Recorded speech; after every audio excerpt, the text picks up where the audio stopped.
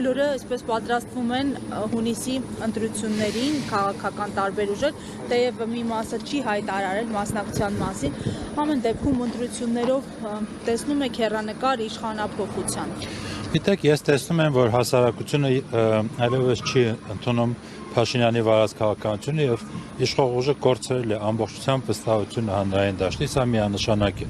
Բայց դրան զուգահեռ տեսնում եմ, որ իշխող ուժը արդեն ամիսներ շարունակ հետևողականորեն քայլեր է իրականացնում, որոնք միտված են այդ ընտրությունների արդյունքները կեղծելուն կամ գոնե թե այնպիսի պայմաններ ստեղծելուն, որպեսզի ընդդիմությունը հնարավորություն չունենա որևէ հաջողություն արձանագրել։ Այսինքն, եթե զուտ ընտրվելու մասին հնարավորություն է, ոչ, բայց կեղծելու հնարավորությունը այս իշխանությունները ունեն, ավելին ասեմ, այս իշխանությունները ունեն հնարավորություն պարզապես հայտարարելու ընտրությունները իրենց հարմար արդյունքներ եւ վստահեցնում եմ ձեզ, որ այն բանից հետո երբ Նիկոլ Փաշինյանը դա անի, հայտարարի, կես ժամանց ինքը սկսելու է ստանալ շնորհավորական ուղերձներ Միացյալ Նահանգներից, եվրոպական երկրներից, հնարավոր այլ երկրներից, որտեղից նույնիսկ չէինք սպասի, որ նման շնորհավորանքներ կլինի։ Այսինքն ինքը գիտի, որ ունի իրեն ցանկալի, իրեն հարմար արդյունքներ արձանագրելու կամ այդպես ներկայացնելու հնարավորություն, վստահ եմ ինքը դա անելու է։ Պարոն Մելիք-Շահնազարյան, ասացիք կեղծելու հնարավորության մասին, մոլդովական սցենարի կրկնություն Հայաստանում կանխատեսում եք։ Նիկոլ Փաշինյանը չի դնելու ինչ-որ բաներ խաղարկի եւ այլն, փորձի ինչ-որ փաթեթավորել իր հնարավոր հաղթանակը եւ այլն, կարող է պարզապես հայտարարել դրա մասին։ Մոլդովական սցենարը ցավոք սրտի, այո, սպասելի է նաեւ ռումինական սցենարը, մինչեւ ընտրությունների չեղարկում եւ այլն, մանավանդ երբ խոսում են արտաքին ազդեցությունների մասին, այսպես կոչված հիբրիդային պատերազմի մթնոլորտ են ձևավորել եւ մեծ հաշվով տեսնում ենք, որ մի րոպե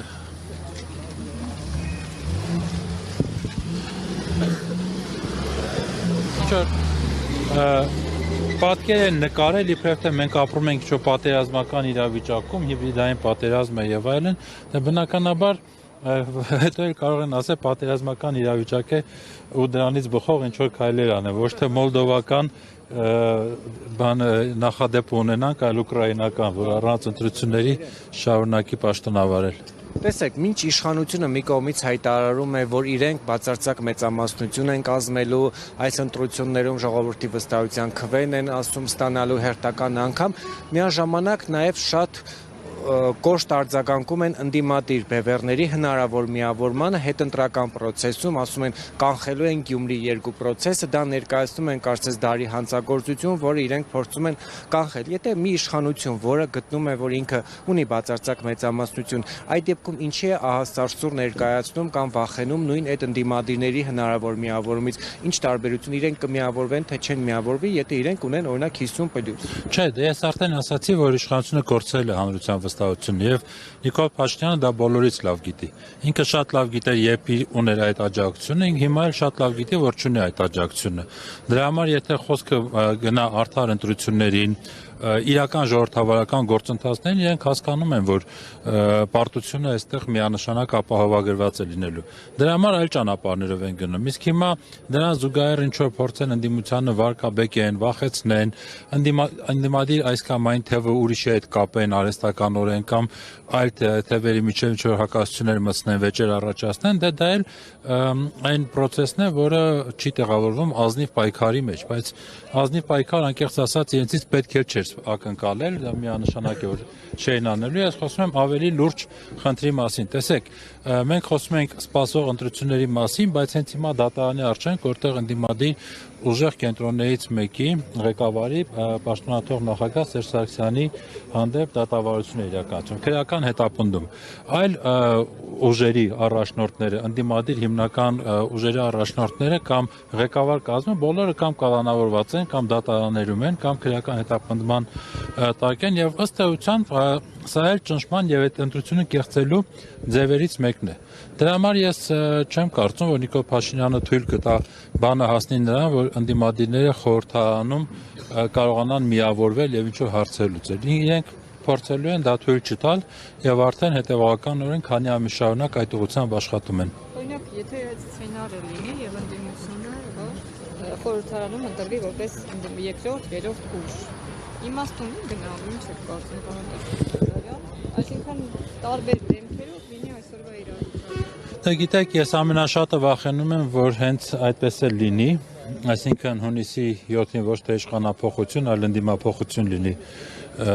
խորհրդարանում։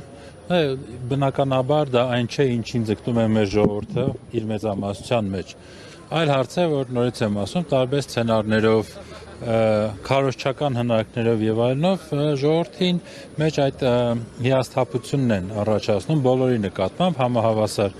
Եվ դա էլ մի փրկողակ է, որից փորձելու է կարճել Փաշինյանի իշխանությունը։ Բայց եթե ասեմ ձեզ, հունիսի 7-ին Նիկոլ Փաշինյանը շարունակի իշխանավարել,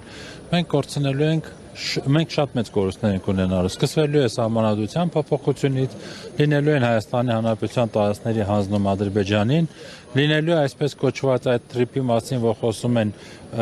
ըստ էության Հայաստանը թուրք-ադրբեջանական դաշինքի շահերի սպասարկող սերվիս մատուցող,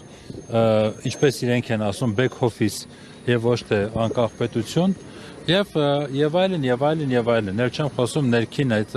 զարգացումներից, եկեղեցի, արժեքներ եւ այլն, որոնք բոլորը հարվածի տակ են լինելու։ Դրա համար ընդդիմություն մնալը ոչինչ չի տալու ոչ մեր պետությանը, ոչ մեր ժողովրդին, ոչ էլ հենց ընդդիմադիր քաղաքական ուժերին։ Պետք է պայքարել իշխանափոխության համար։